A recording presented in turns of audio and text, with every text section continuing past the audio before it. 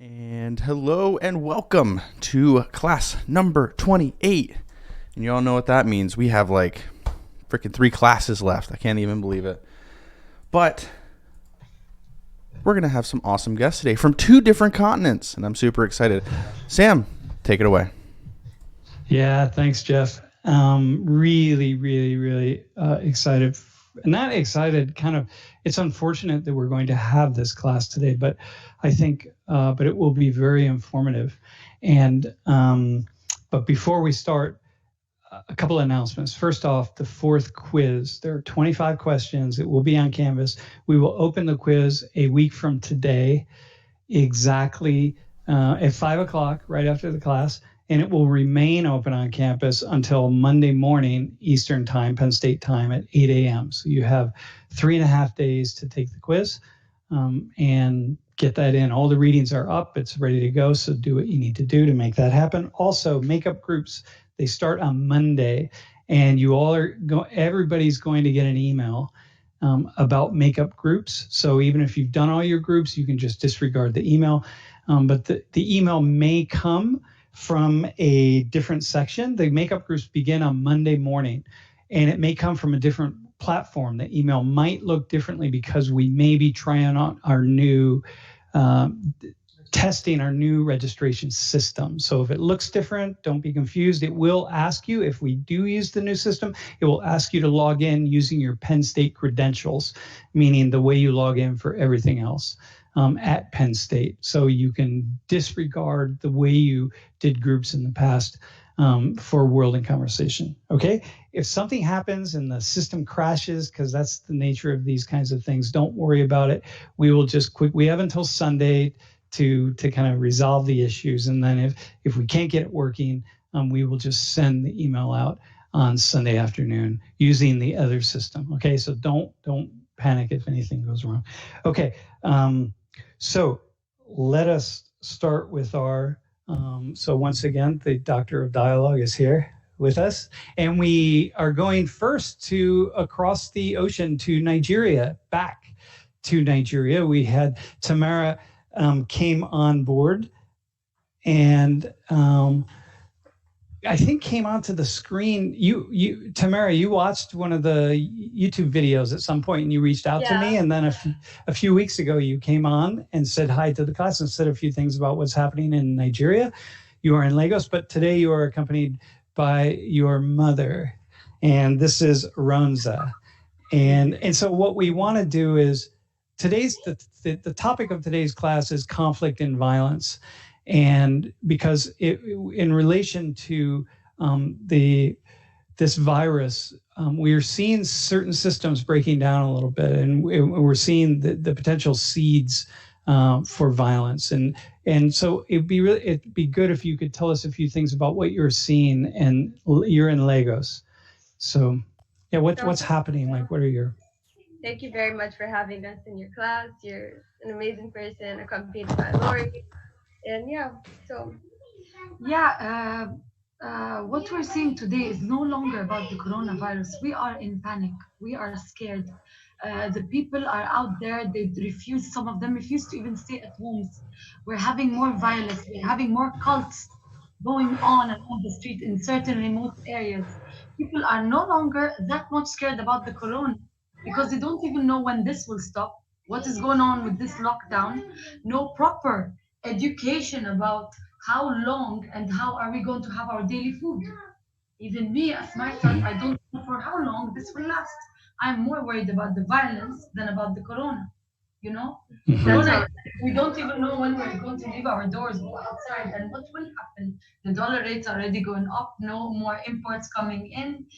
No more jobs generated for the people that are taking their daily needs. I mean, we're in Africa. Things are so hard. Even the local people that sell food on the road, for the people who on a daily they hustle for their money to buy food, they're all banned from selling food on the streets. Nothing at all, only through internet and like stores, which they can't even afford. We don't even have the proper online system to allow these online buys. So imagine the person that's living under less than $100, and somebody just blocked their market and no more. You know, they're not on the road, they're blocked, stopped. What do you want them to do? They start taking their knife, start blocking and banging on doors. Who's gonna protect? So this is, so this is really similar to what Ernso is saying, and I think one of the things that we're seeing a lot in the media. Ernso is our colleague. Ernso is in Haiti. Yeah, our colleague in Haiti who spoke to the class a couple of weeks ago. And one of the things that we see on the news a lot, we're focusing on Europe, we're focusing on Asia, but we're not focusing on less developed countries and where food insecurity is more likely, right? So the UN just came out with a food insecurity report, and Nigeria was one of the the 10 countries most susceptible to food insecurity, and of the 800 and plus million people in the world who go to bed hungry every night, right? We see in the whole Sahel region of Africa, but Nigeria is on that list. And so when these systems begin to break down, these are problems that we need to focus on. What's also striking that I think is important is we've at least been talking about like the differential impact of the virus on different communities, right? So you're saying like in a much poorer community, it operates this way. But what I think you're also showing us is, a middle class family who might not be touched in the same way by the food insecurity. You're also telling us we're really scared. We don't know where to go for safety, right? So it's like, the stakes are high for everybody.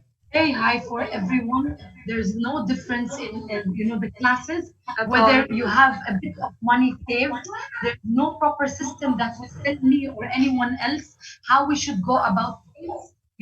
Because they themselves don't even know, even if they have some kind of donation here or there, we do not even know how it's going to be divided, what is going to go on, if we're going to be biased into preparing for one state or one culture or one religion. About our government, even they promise, they're not, like, I wouldn't say anything bad personally, but I would just say we need their promises that they said to be kept. For the local people, even when the government is mentioning or making any public announcement, it's not about, hey, you guys, the ones that don't have that $1 a day anymore, or even the market that was there on the roads to start with. There is no any substitute. I mean, imagine the European countries in America, they're trying, there's a proper healthcare system. We do not have the healthcare system to start with. It's violence. Yeah, no, this is really the very scary and in many ways dangerous thing that we, because the violence begins in one place, and this is what we're going to be talking about in class today. It's like a seed, and then it becomes a weed, and the weed grows, and then it comes up somewhere else, and in the end it affects everybody. And so it's very troubling. And you also said something else, Ronza, you right before the call or the class, where you said, I even think like, is there somewhere else to go? But there's nowhere to be safe because the whole world is in the middle of this, right? And so even connecting to what we were talking about the other day with immigration and reasons for people to move, right? Now we're in this place where it's like, what do you do? I mean, you just said it so in such an authentic way. What is going on with us humanity? It's no longer about cultures. It's everyone is just staying still, waiting for who to come and decide what and when. Yeah. We're all in a lockdown. Yeah. Imagine all the promises and everything we get from the government, watching TV. Everything is in such a terror, everything is just broken down. That who's our hero now? We're scared of the violence. We're scared of the violence. Who's our hero? Listen, who's our hero? Who is our hero? So when I hear you say we're scared of the violence, I'm thinking that many people, this is what we're going to talk about today. Many people aren't aware of the potential for violence, and if they were, they would be more afraid. And so this will be very much a theme of today's class. In some places, this was Ernso, our friend Ernso in Haiti the other day said very much the same thing. And so, listen, let's appreciate it. Are there a lot of cases, just very quickly before we get off, like right now in Lagos, is it spiking? It's spiking. First of all, it was increasing at 30 cases per day. Then it jumped to 60, then it jumped to 80, and now it's 117 a day. And people are still in the, is it really happening? It's not really happening. What's going on? Like now in Lagos, I mean, we're even scared to go to these centers if, in case, God forbid. yeah, like now in Lagos, since it's a very popular city here, we have the most cases, which is, let me say, 300 so far. But you know, with our the way we deal with things here, especially in Africa, it's definitely going to surpass. We don't even know if these numbers are true. We don't even know if the tests are valid. We won't have enough. Yeah. Everyone was tested or not. We don't even trust. Unfortunately, with all due respect and all that, I mean, this is a very big crisis. We can't be nice, but at the same time, we want to try to be human. That we really have a crucial situation. I mean, Africa is very fragile. I consider myself a Nigerian, and I'm looking. I mean, is there any way outside, anyone who could look at this? It's not always about the money, but about implementing a system, you know, having humanity towards each other. Hello, it's no longer about religion than anything anymore. Yeah. So listen, thanks for joining, and thanks for sharing. Articulating the fear, because I think that's one that's really hard to just swallow for all of us. And it really does. It helps us really to lay the context for what we're going to talk about today. So let's stay in touch. Okay? Oh, yeah, for sure. Yeah, we will stay in touch. So well. Yeah, thanks. Thank you. Okay. Thank you. Bye. Yeah, be well. All right, take care. Hey, so man, that's just really, it's very very humbling, like very sobering in so many ways. Also because we're not talking about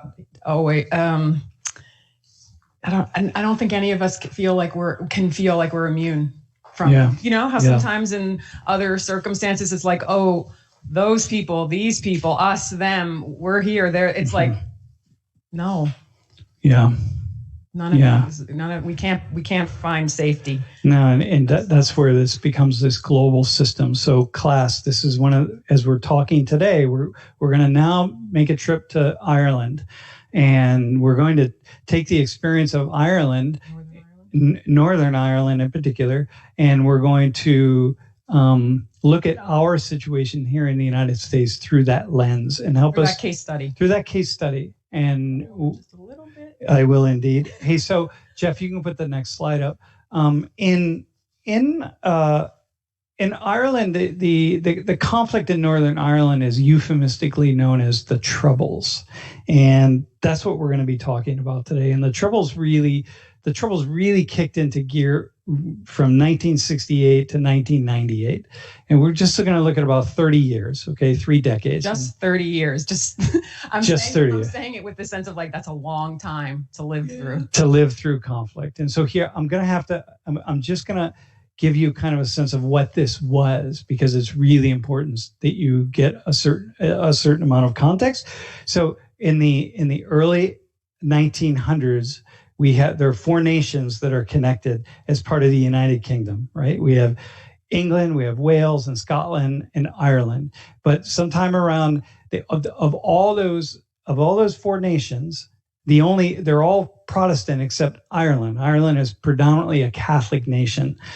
And in the 1920s, Ireland, this is the McDonaldization, the very quick version of it, but you need to just have this to understand where we're going. Lots of things happen, but Ireland breaks away from the UK, and except not all of Ireland, because the one particular area of Ireland, there are 6 counties in the north in the region called Ulster, and the 6 counties in the north are primarily Protestant. So the country itself is primarily Catholic, but the 6 counties in the north are majority Protestant, and they decide that they want to continue their alignment with what is now Great Britain. So Scotland, Wales, and England. So and now these 6 counties. So you've got all of Ireland here, and then these little 6 counties up here, and they align themselves with Britain, okay, or with Great Britain. And then that goes on for several decades, and then sometime in the late 60s, a movement starts to say, wait a minute, like this is really unacceptable. We're not happy with the way the British are coming into Northern Ireland, and because there are still Catholics in Northern Ireland, but the majority population is Protestant, but there's no Catholics there. And the Catholics start saying, wait a minute, this is Ireland. And all of Ireland should be linked together as one country. But yet we've got this little region up here, this majority Protestant, and they're being ruled and really controlled by Britain. And the rest of us are an independent country, and we want those 6 counties back, and we think they should be back. But the Protestants living in the 6 counties in the north decide, no, we want to stay with Britain. So this conflict begins, and the conflict begins in this particular region called Northern Ireland, right?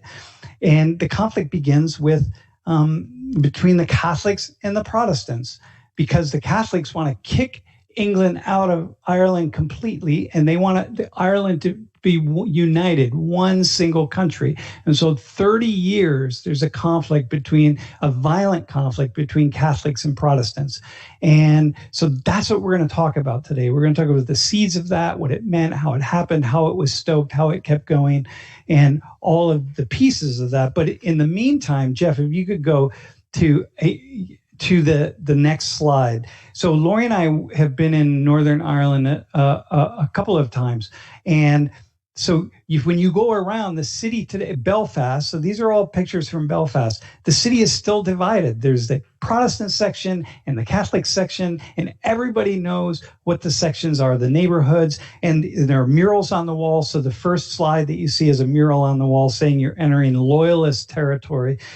This is the heartland of Ulster. This is a Protestant area. Then the next slide is a mural of IRA fighters, the Irish Republican armies. These are the Catholic fighters who were fighting to kick the British out, fighting against the Protestants. These are all people who died. The next slide is a photo of Bobby Sands, who was an IRA fighter, along with a mural of a dead Protestant soldier, right? Again, a citizen, not a soldier, a citizen. These are citizens fighting each other on the streets. And the next slide is just the pictures of curbs. And you have the curves, the red, white, and blue curves, which indicate Protestant. That's aligned with Britain, with Great Britain. And then you have the green and orange curves, and that's a Catholic. That's an Irish neighborhood. And then this other slide was just a slide of us going down the street. You see these flags. We were going through a Protestant area. So the city of Belfast, in not every single neighborhood, but many, many neighborhoods and lots of places in Northern Ireland are all just divided up into Protestant and Catholic. Okay? So we have a special guest today who is going to join us and talk about the experiences of Northern Ireland. So Lori Lynn, you are going to introduce our guest. My dear colleague, David Holloway, who I'm actually not going to speak about his credentials, but more about my connection to him. And I connected to David because he's a dialogue facilitator. So he is he's one of my tribe, and there are very few of us. And so I have a very special connection to David. So today, Sam's talking about this, giving you a little bit of background on the conflict. But what we're mostly going to find out today is how this is not a unique situation. And people like David and I know very well how the facts almost don't matter, because it's really the human dynamics that are going to be the most important piece. So anyway, when I first met David was like this in a video call, and he was speaking to my social conflict class about these issues. And he started out by saying his name, and he said, I was born in 1964 and I inherited this conflict. And I was standing in my classroom and I said, I was born in 1964 and Newark, New Jersey, and I inherited the race conflict. Whoa, okay. So all of a sudden the relationship started from there, that as two humans who were born into something, we had to learn who the teams were, what teams we were on, and our lives went from there. That's the most important thing I want to say about David and I at this moment, beyond the fact that he's a masterful facilitator and has been facilitating for 30 plus years. And is now a dear friend. And so, David, he's joining us with Dr. Holloway. His lovely daughter, Saraha, who we're happy to have with him. David, welcome to Yeah, and Sarah, welcome to 119. Thank you. Yeah. This is David's second time or third time in Social 119? Second time. You spoke in class one time with when Coach Franklin was Coach there? Franklin was there. Yeah. We talked about sports. You were in person. Hey, so let's, David. So the first thing I want to be clear with my class: this is a conflict between Protestants and Catholics in Northern Ireland. These are all white people, right? Let's just be clear. These are white people fighting white people. White people who have very little differences between themselves except for religion and some class and some other things. Like, what would you say? Can you say a little more about? Yes, I know where you're going with this, Sam. I'm going to have to say that you're subtly and effectively manipulative in pushing it in this particular direction. But you can say what I'm going to say before I say it. We look the same. We sound the same. We live in pretty much the same houses. We work in pretty much the same jobs. We watch the same television. We listen to the same music. 99.9% of our hopes, our aspirations, are shared ones. We are obsessed with the same Chinese takeaways. And yet, we have a highly developed, sophisticated capacity to identify each other as different. And we don't trust each other. We're suspicious and scared of each other. We have a powerful sense that they don't fully belong here, and that we will never quite be secure in our belonging while they are still about. Mm-hmm. And if I wish I would have asked us to close our eyes and just listen before you had said what you said, because, we can repeat the same mantras in our conflicts. And before we go too far, what I think is important to say is understanding the troubles and the conflicts that you're standing in, David, and because of the violence that has occurred for so many years, we on this side of the ocean can have the comfort that it's different, right? Because we're swimming in our divides and divisions and self-righteousness and distrust and all of this, but we have the maybe privilege that it hasn't gone there yet or recently, right? And so we have this, there's some way in which we can separate ourselves from what we're going to talk about in this case study. But what we hope is true by the end of this conversation is that we actually see that the stakes we're right, we're standing on the same ground. Yeah.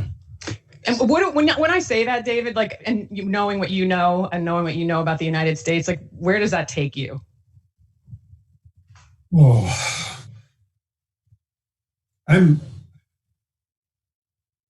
cautious and a little bit reluctant to make comparisons and comment on another nation. But in this conversation, I think it's going to be extremely difficult to say anything of impact without making reference to what I understand I am seeing in the United States of America. I see the conditions for sustained, violent, political, racial, sectarian conflict with a stark, harsh, violent component. The seeds for that have been planted. Looking in from outside, I see them grow. I see them budding. As I mentioned to Sam when we were chatting a couple of days ago, despite our differences on the island of Ireland and in Northern Ireland, despite our political sectarian divide, I think it's fair to say that almost every British or Irish citizen on this island or in Northern Ireland is watching the unfolding management of the COVID-19 crisis in the United States of America with a mixture of shock and horror and disbelief and a profound sense of gratitude that we're here and not there.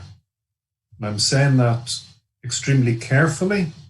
That might annoy or upset people who are listening in this live streaming. But that's how I see it. So, David, you brought the word sectarian into the conversation, and I have the opinion that we should be way more familiar with this word sectarian. I mean, that you use this word. Can you tell us what does sectarian mean? Okay. Pull back a little bit. I actually think that using the term sectarian is overly complicates something which is actually quite simple. Sectarianism and racism are actually both two sides of the same coin. For me, my personal view, I struggle to see a meaningful, significant difference between sectarian attitudes and behavior and racist attitudes and behavior.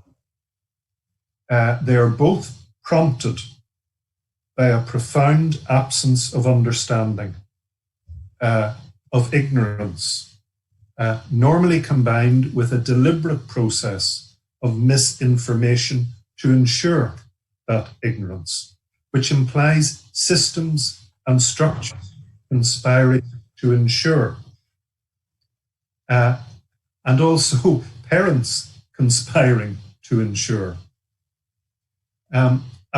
For me, a more useful term is the broader general one of intolerance. Being intolerant of those that you identify as not us. And I would simplify it right down to that and avoid getting into the multiple academic definitions of what sectarianism meaningfully is at the different levels of society and as applied by communities, groups, individuals, governments. They're all different, the interlock and the overlap, they're quite confusing.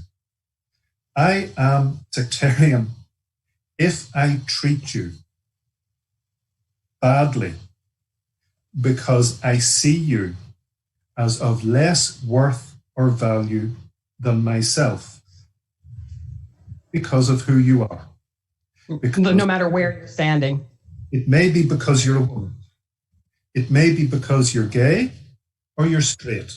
It may be because you're the wrong class. It may be because of your lack of educational attainment or your over-educational attainment. It may be your skin color is wrong or your ethnicity or your political or religious affiliation is wrong. It's all intolerance. And it's unacceptable. And real quick before you ask this, and I know, David, from the evolution of your work, the little I know of it, is that in this conflict that is such a clear divide, so we think, right, between Catholics and Protestants from the outside view, I know that your work in bringing people together across those boundaries has had to go into these other realms of gender and race and class and education, that you cannot meaningfully work on those cross-border relationships without addressing those other things, which I think is really profound, because it's easy to be from the distance like, oh, see, Israelis and Palestinians, Catholics and Protestants, blah, blah, blah. But for us, we have all of these complicated things going on. And you're saying it's the same stuff. It's the very same stuff. 100%, but our entire system of government and of funding bodies that support, for want of a better word, peace-building work or anti-intolerance work have carved everything up into separate sectors. So you do women's empowerment, or you do LGBTQ plus rights and equality, or you do community relations, which is a euphemism imposed by the system on people like me, telling me that I will be supported in my anti-sectarian work with poor, working class, marginalized, ignorant people, teaching them that they'll be much better off if they get on with each other despite their Catholic and Protestant differences, which is actually a lie and a conceit and a shifting away from what the real issue is to ensure that the underpinning inequalities are never meaningfully addressed. So here we are forced to work on these issues separately, and yet the reality for me, let's say as a community relations worker, when I engage with politically motivated former prisoners, for example, of either or both communities, people who have served time for murdering members of the other community for political reasons, engaging with them, you will rapidly find that community relations, encouraging them to understand each other more deeply, is merely one tiny little part of a broader system. What will well up will be the mental trauma and stress that some of these people experienced led to them becoming systematic abusers of their partners.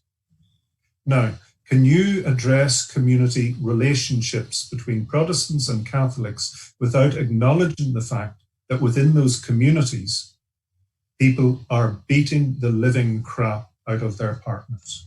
And my answer to that is no, you cannot. So let me go. I want to keep moving here. Jeff, if you could put that sectarian violence slide up. I don't know if you did already. I want to make sure everyone understands what that word is. So, David, so what happens in communities, just and Lori, both of you, what happens in communities in the most general sense that allows or creates the seeds or plants the seeds for sectarian violence in the most generic of ways? Because we want to turn back to the United States. Yeah. So, and David, I want to make the distinction between, because you already said it, the system that actually, some parts of a system that feed on dividing people, right? And then the parts where we as individuals actually have the self-righteousness that makes us then partly responsible for the divides. So David, where do you weigh in on that?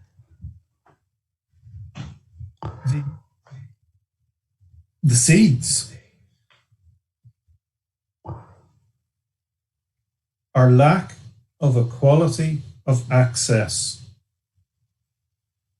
to rights, to opportunity, the absence of a sense of being respected for who and what you are, the absence of a sense of belonging. And to put it as bluntly as this, if I wake up in the morning and I smell the air and it doesn't smell like mine, that feeling, that's a feeling of profound unease and dis-ease. I cannot be comfortable in my place because it does not quite feel like my place, because something is happening that is not enabling me to feel that I belong, or my belonging is contested. There lie the seeds of conflict. So what do leaders gain? Okay, go ahead. Can I say, so David, you're like pointing at this inequity and power differences that we talk about all the time. in certain circles in the United States. And you had mentioned earlier in the Northern Ireland context, people who share the same neighborhoods, houses, jobs, television programs, whatever, very similar level of socioeconomic, et cetera. Tell us, where does power differential fit into? What is this unequal access and lack of belonging? What are you, tell us about that. Yeah, again, I can feel where you're going with this, Laurie. And yes, the systems and structures of power, control, and governance, should they be political, should they be at the level of community leadership, should they be religious, are past masters, as we all know, at exploiting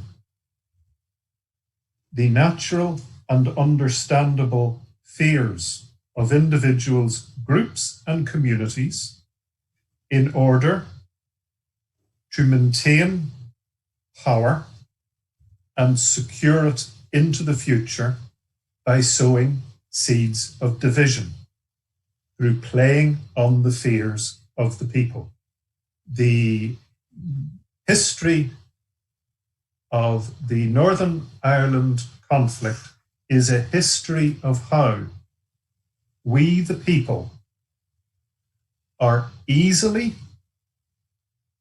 pathetically, and shamefully led like sheep by our cultural, political, and religious leaders in a context where, if given the opportunity to see, we would have seen that our shared underlying experience, needs, and hopes overwhelmed our perceived differences.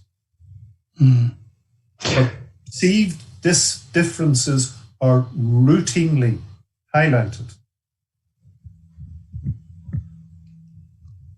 So when you said earlier you feel sadness for the people in the United States right now, that's what you said, I think, right? Sadness, yeah. I was talking about shock and horror and disbelief. So can you just go? So can you speak to that in relation to what you're saying right now about people? Because I mean, I know that you are seeing our regular divides, and then all of the things on top of it that are happening with the divides now with this virus. So, yeah, if you could speak to that in the context of what you're saying. Yeah, well, I see in the United States, I see the virus being used as a political tool, so seeds of division that maintain the systems and structures and avoid focusing on the potential ability that the systems and structures are failing to secure the best interests and respond to the shared needs of the people. Doing so by, I guess, use the term sectarian, by sectarianizing a pandemic, by turning it into a Republican Democrat issue as opposed to society-wide issue, by highlighting external threats instead of focusing on internal needs. This is something people in Northern Ireland are very, very, very familiar with. So we are trapped in a system, a political voting system today, where the vast majority of us will vote either Green, which is, to put it crudely, Catholic, or Orange, which, to put it crudely, is Protestant. Facing that vote, our primary concern will be to keep the other side out. Keeping the other side out secures our sense of belonging as uncontested. If the other side makes meaningful gains, our sense of threat and our sense of contested identity and belonging, and we don't like that.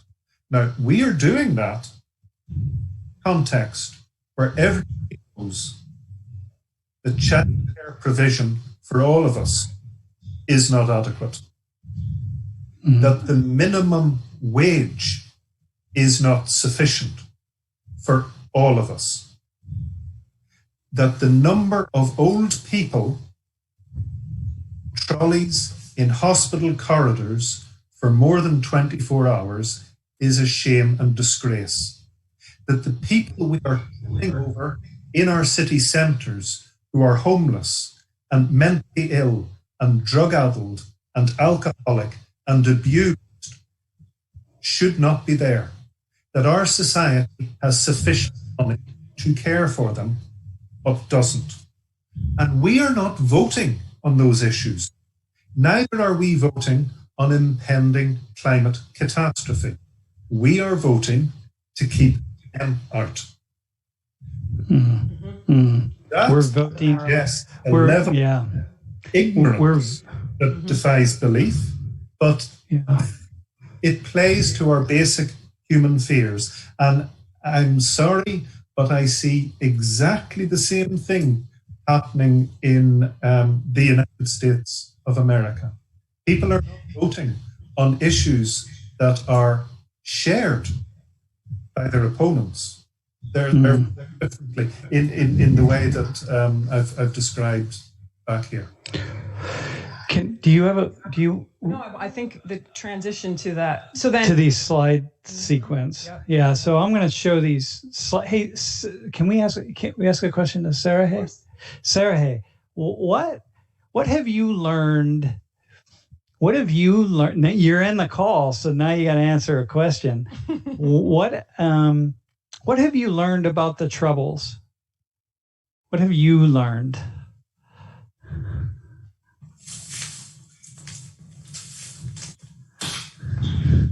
Tell us what you know about the conflict in Northern Ireland. Like one thing, that's the most important thing for someone to know that doesn't live in Ireland or Northern Ireland.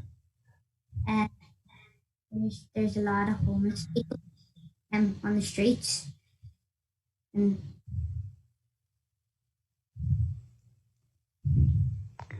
there's loads of people who have houses and stuff, and people aren't really voting to help them. If I could interrupt for a second, there's a very interesting dynamic happening right now that tells an incredible and perhaps a positive story in a way. Laurie, when you introduced me, you said back to me that phrase that I used, that I was a child of the conflict, that the conflict was my legacy. And I have to say, the hairs went up on the back of my neck when you said it back to me. It hurt to hear that said back to me.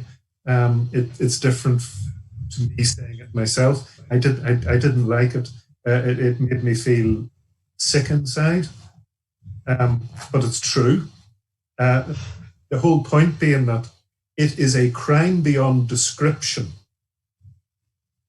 to introduce a new life into this world and offer them as a gift political, sectarian, racial conflict that as they grow up, they will have to somehow learn to manage, fight, mediate, wrong beyond description. But my daughter, Sarah, in answering the question, I do not think is even identifying with the question. Why? Because she was not born as a child of the conflict. She is in a place where, as she says, homelessness and housing lists and things like that are wrong and prevalent. But she has understanding of the Troubles because it's not in her living experience. Mm-hmm. Despite maybe some of the negative things I'm saying to you, we have actually moved on and made considerable progress, not least almost nobody being murdered for political sectarian reasons. Mm-hmm. And one thing I remember of you telling us, which I think is maybe a segue, is it really stuck with me, is we killed each other for 30 years, and then we decided to stop. We could have stopped at this point, but we decided to keep going until this point, right? In other words, and now you're saying, we made a decision, we collectively, and now we're together moving forward, which is the other end of what we fear we may be in, which is the place where we don't realize what we could be about to slide into. So let me. I'm going to show these photos, David, that I had sent to you. So, Jeff, if you could put the first one up. So this is a photo of just a protest that happened. It looks like it maybe happened out in Washington. Very, very just a protest. It looks like a standard protest in the United States. People with signs. I love the little kid's sign. I just want to go fishing, which is nice. He's protesting that he can't go fishing. That's pretty cool. And we have a legacy of peaceful protest in the United States. Yep. Right, which I think fundamentally we stand on. And so the people in this photo are doing what is very much a part of a long history in the United States, right? The next photo, this is taken in Harrisburg, Pennsylvania. And you see people in the background who are protesting, and then you see inside the truck people with their automatic weapons. And that truck, what's written on it is, get back to work. And they are protesting our governor of our state, the decision to close the state down. And so, they have their guns. They're dressed in their camouflage gear. They're ready. They're making a statement to the world. The next one was it's a photo that was taken in Lansing, Michigan. And once again, you see these two gentlemen here. And the one on the right is particularly notable with the face mask.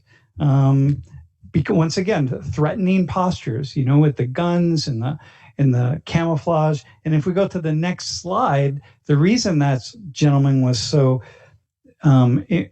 interesting or powerful, provocative, is because these are IRA members in Belfast, probably in Belfast, maybe they're in Derry, but this is from the Troubles. So these are the fighters, the freedom fighters in Northern Ireland. And the next slide is this young woman who, the caption of the slide, I pulled it off some old news footage. She's an IRA member who's shooting her gun. I mean, it's a woman who is engaged in the violent acts, resistance, right? Resistance against authority, doing what she believes is important. And then the next slide, which is particularly provocative, is this IRA fighter who is out on patrol. And here's these two women with their children, probably coming home from school or going to school. It's just a scene. I mean, here it is. This is life, either probably once again in Belfast or Derry. And so the question that I have for you is, with that guy, keep the one guy on that last slide up on the screen for a second. How did this guy, this IRA member, how did he get to the place where he concluded that fighting was the answer? Walk us through his thinking. How did he get to that place where the gun and fighting and violence is the answer to his problems and his people's problems? Okay, I'll tell you a story I've told you before about my friend and colleague Rob, who's a politically motivated former prisoner, a member of the Irish Republican Army, which makes him, as I grew up, basically. You cut out there, David. Can you say that again? It makes him. And Jeff, you can take that down now. It makes Rob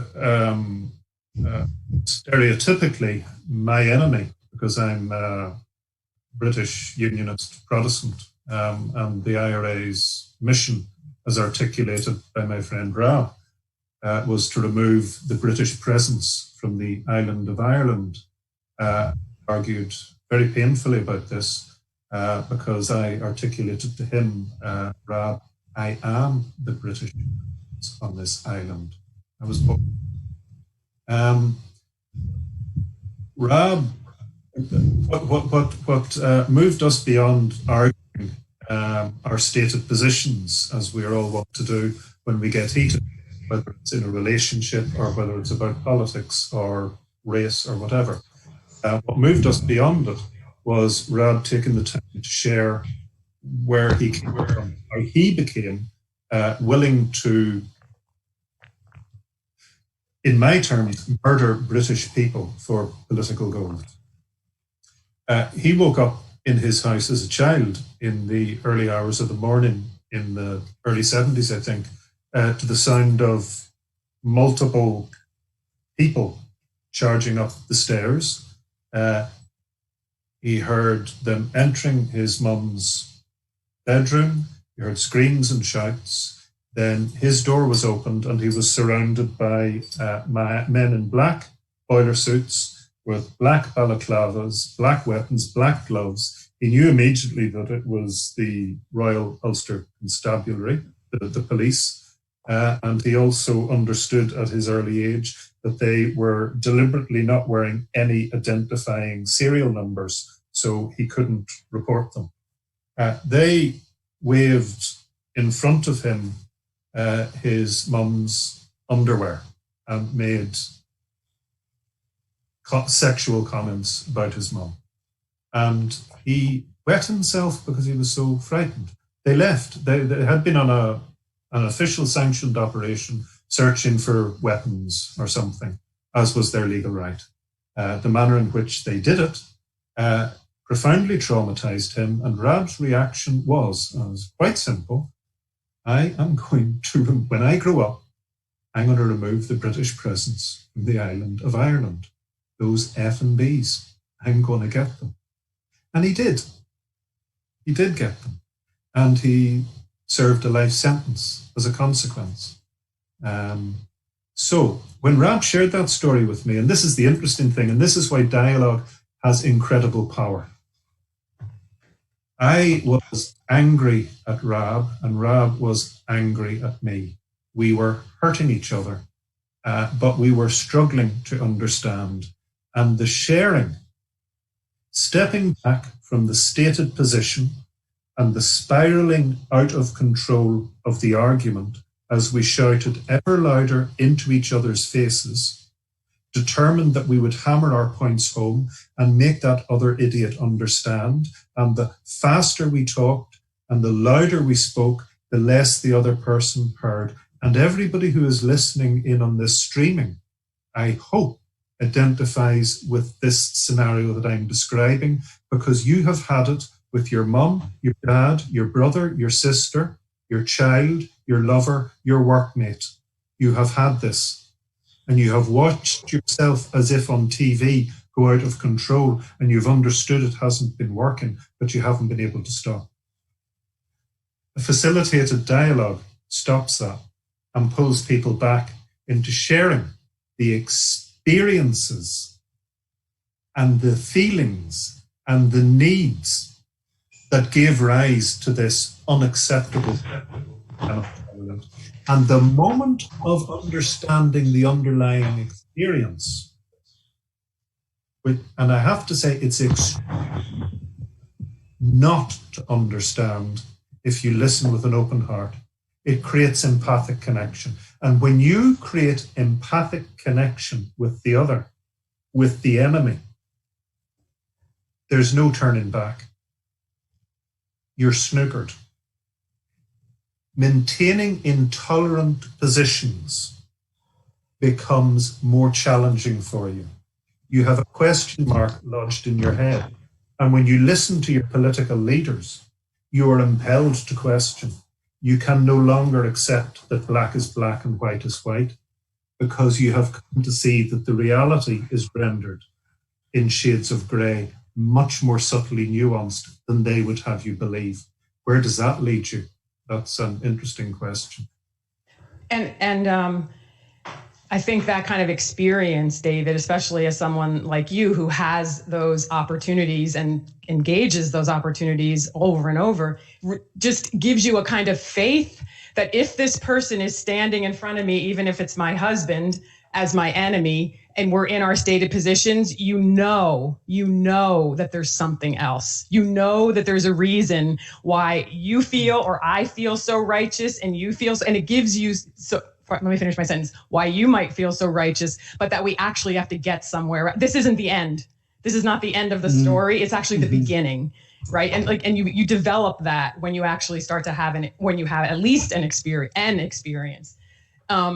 But then there's like so then what do you say to people who are very strategically, for good reasons, not talking to the enemy? Because if we talk to the enemy, then we lose our power, our strategic power that we have when we stand with our team. What and this gets at that inequity, right? Like when you're part of a group that is a minority group, this is the question that we are always asked. Or that is a majority group, but you think it's a minority group. Either way, it's your team. Right. Yeah. This is a killer question to ask me, because I think we all know the answer to this, and it's not a happy one. Human experience everywhere tells us, and in particular, our experience in Northern Ireland of conflict tells us that no logic will interfere with our determination to secure our narrow self-interest at the expense of the other. As peace builders, we understand profoundly that in attempting to secure a victory, in attempting to secure our needs at the expense of other groups, it's going to end in tears, not just for them, but ultimately for us. We know that. We know. We all lose. Many of us have experienced it. But the sad reality is, and I'm guilty of this myself, no amount of telling me is going to stop me. What stops me, and in my experience, what stops most people, and it's not just in relation to conflict, it's in relation to things like addiction as well, for example. It is not until you, as a person, group, community, society, have reached a point of exhaustion in pursuing your narrow goal that you become ready to consider the possibility that there might be other ways. Now, thank God, there are alternatives when you have reached that point of being battered, broken, and bruised. An answer is waiting. The tragedy is that that answer was waiting before the conflict ever started. If only you had looked, or if only you had listened. But human nature doesn't operate that way. The Northern Ireland conflict is the perfect example of that. Our Belfast Agreement in 1998, which effectively turned off the tap of blood that was flowing. We had that deal in 1973 and rejected it. And it was the same agreement in 1973. You had to go another almost 25 years you had to go to see. Which is very, and like you said, David, which is very, very, very sobering to us. And I will say us in the United States, because we aren't there. We aren't even close to there. No, we're so. Is it okay if I just clarify here why we rejected the 1973 Sunningdale Agreement? Yeah. Because we were not minded to consider a future in which we and they belonged equally. It frightened us. It frightened us. 25 years later, exhaustion reconciled us to the unwelcome necessity of considering a future where those values belong to. And I hope there's not one of us in this conversation that can't relate exactly to that in our own, not just our own micro world, but in this world that we're in, where we're standing on our righteous positions, believing that those people are the ones who are responsible for ruining things for us and for the public good. So now I want to turn back to the United States, and I want you to forecast, the two of you, teach us something, say something that I think we need to hear. We've already talked about how easy it is for people to be manipulated by leaders for any reason, right? For the people of particular groups, it's very easy. Leaders can divide and they can conquer, and they pit these groups against each other, and they stay on top and they stay in power. And it's just there's something in this human condition, there's something connected to fear that just allows that to happen. But I want to go back to these protests in the state capitals for a second. You saw those photos, and you saw clearly not every protest has people with guns, but a very large number of them do, and a very large number of guns. You know, we have a lot of guns here in the United States. And I'm wondering, I have this sense that the protests are being promoted by people who don't really understand, and this is really to the two of you, that don't fully understand how easy it is for a protest or a verbal conflict or an intellectual conflict to slide into actual violence. And when I see the guns and I look at those guns, I put those two photos together, the United States 2 days ago and Northern Ireland sometime 40 years ago. And I think the situation is exactly the same.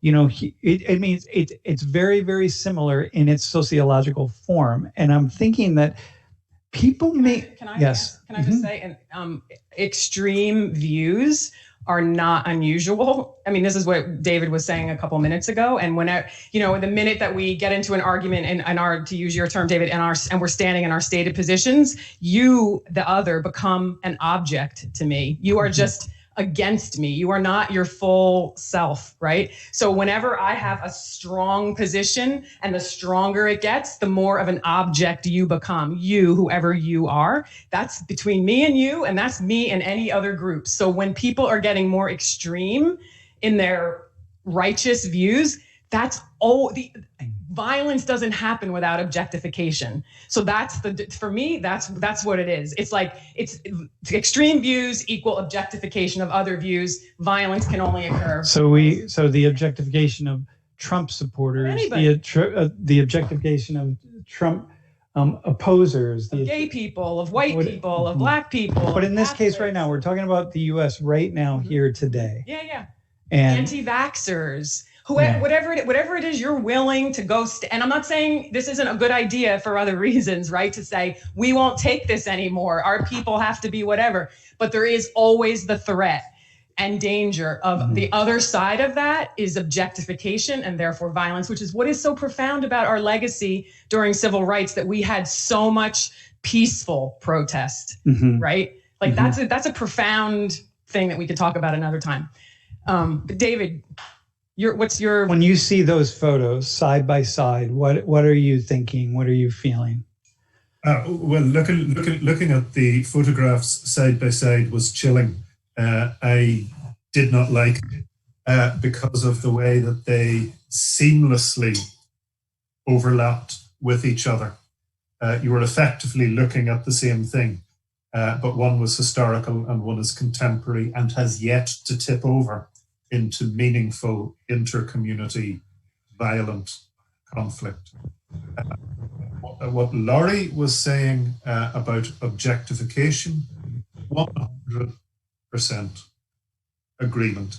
Objectification to nourish to ignite, to nourish, to foster, and to sustain inter-community conflict, the key ingredient is the capacity to objectify the other. And unfortunately, our lizard brains come pre-programmed with that capacity. It's a highly effective survival mechanism when we were monkeys. But as sapiens, it is a little bit more problematic. Thankfully, we also have the capacity for empathic connection. And if we understand how that operates, we have the power to override those more extreme survival instincts. Unfortunately, leaders, I think, generally speaking, understand well how easy it is for communities to be encouraged to objectify the other. They understand the conditions necessary to make that happen, and they're pretty good at making that happen.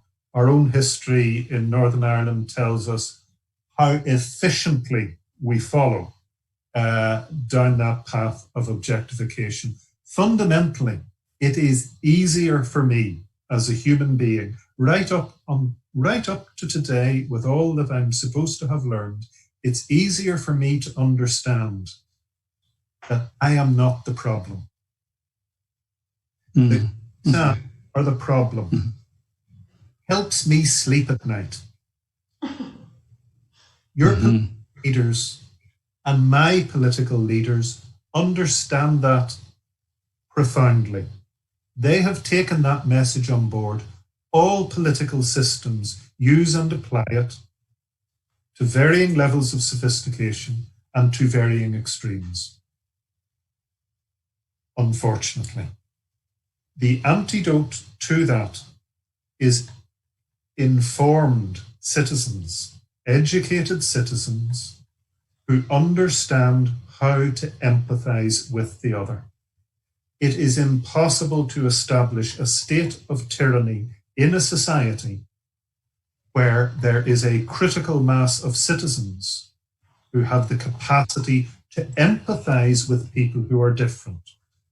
The answer is education in empathic connection. You cannot trumpet, pardon the pun. Have it. The leaders are powerless. The leaders are informed and led by the people. We haven't got that yet. The United States of America hasn't got that yet. And in relation to those protests, the right to protest is sacred to the life and culture and democracy in the United States of America and other places. It's important here. And it is good. It's democracy in action. Protest must be pursued always with the greater common good in mind. Civil rights was not pursued merely from the perspective of black inequalities, as I understand it. It was pursued in terms of the greater good of an equal America. That means black and white and other. So protest is fantastic, but you have to bear in mind the common good. And bearing in mind the common good means bearing in mind the needs of the people that you would rather not have about the place. Exactly. And that's where the marriage of that kind of public action and dialogue, interconnection, empathy is fused. They have to be fused. You know, I don't like that because the society I want to create requires the removal of all sorts of people I don't like. But that doesn't work. Nope. Yeah. Hey, so first off, we have 5 more minutes, and I'm wondering, Jeff and Darnisha, if anyone wants to jump on the stream or if there's a question. But Lori, could you say something about seeing those photos juxtaposed side by side? And then I have a question for David. The photos that I put up, in a different way than what Dave? Yeah. Do you have anything to add to it in your own Lori vision when you see that? Jeff has something. I think we won't do that. We won't go there. I think we'll stay here. Hey, I also do have 3 questions from the stream, but go ahead, Lori, first. Okay, yeah, let's get there. No, I actually, my response is David put it into words as well as I could have. Okay. It's the way I couldn't tell. I didn't actually know what was what when I first saw the photos. Yeah. So. Okay, what are the stream questions? Sorry, I'm adjusting my screens over real quick. The first one is from Bossum. He asked, David, was there a time in which you felt like you could no longer be able to make a difference? Whoa. Bossum is our colleague from Mosul, Iraq. I really, really, really wish I hadn't been asked that question. I have been involved in, with a better word, social activism or peace building since 1984. So it's over 30 years. Throughout most of that time, I have felt powerless. And lack of power. As a recovering addict, I understand profoundly what it means to say lack of power is my dilemma. Power is my dilemma, and it is why I need you to be the enemy. It is why I need something to fill me with that power. It is why I need everybody else to do things my way, but they never do.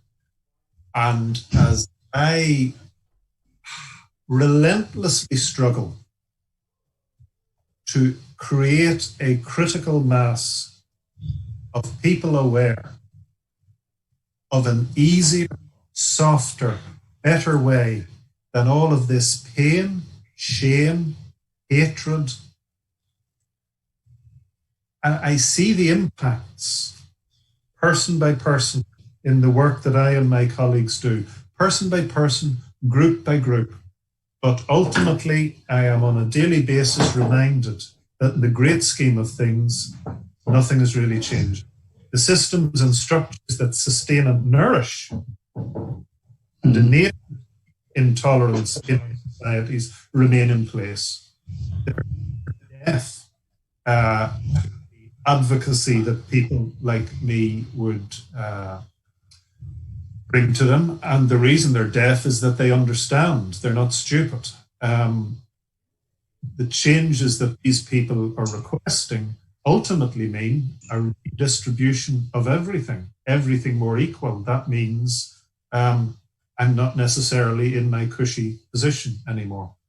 So, yeah, I feel pretty routinely powerless, and I struggle with that sense of powerlessness, and I go from, I hunger to be able to be a sort of person who can go out and throw a petrol bomb or punch somebody, because if I could punch them and see their nose flattened on their face, I would see the overt impact of me on them. But my dialogue engagement doesn't reveal that overt impact.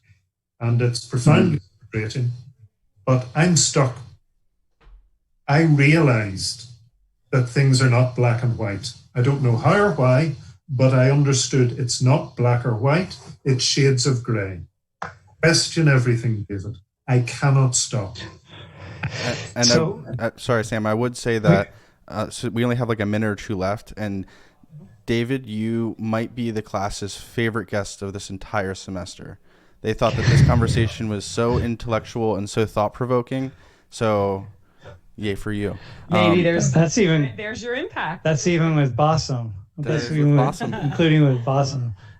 And hey, listen, I want to do one final piece, David. if you could take 30 seconds, just 30 seconds, and then Saraha is going to get the last comment, but 30 seconds and say something to the American people right now, just given this conversation that we're having, really short, really sweet. What do we need to hear? Step back from the stated positions over which at risk of tearing each other apart. Please trust the experience, perhaps for the first time in human history, of another. Reach each other, listen to each other, understand each other. Will be surprised at the degree to which your powerfully held needs, based in your painful experiences, are shared by those you despise. Okay, next question. Thank you. That's beautiful. Saraha, what's it like having a father, having David is your father? We have to hear this. Good. What did you say? Really good. Really good is what she said? Tell us how. How is it really good? He goes on hikes and stuff with me. He's fun. Yeah. He goes on hikes with you. He spends time with you. Indeed. Yeah. And I know that's true. Yeah, because we went on one of those hikes with you in those beautiful hills of Donegal. Well, you're very lucky. Hey, maybe we could do this. David, do you have another half hour or so? I guess. I'm wondering. I'm in lockdown, so there's nowhere to go. Yeah, you're like that. Really? Okay, so listen. Here's what we're gonna do, class. We're gonna leave the quiz open for an extra hour. Okay, so Lauren, leave the quiz open for an extra hour. If anyone would like to talk to David, Jeff and Nisha, can we just bring them onto the screen, and then we can just keep a conversation going. And Jeff, that might mean you have to stop the stream and then restart it. I'm not sure, or stop the Zoom call and restart it, but however you want to do it. If people actually want to have a conversation with David, they can give you the information for how to get onto the Zoom call. And so if you send an email to staff@social19.org or put it in the chat, we can put your email in the chat. They can send the Zoom link to you, and then we'll stay here and you can have some conversations.